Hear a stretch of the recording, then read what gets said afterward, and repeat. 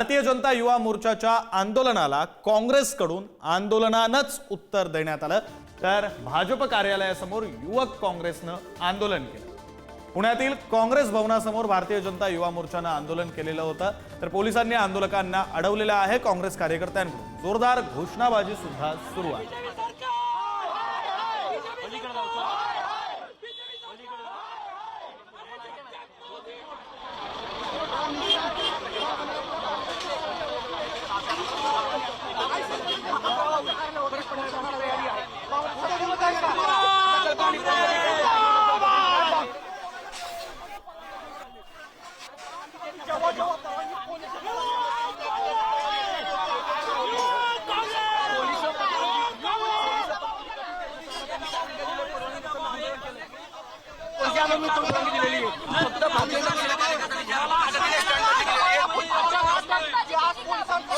स्टंटबाजी होती।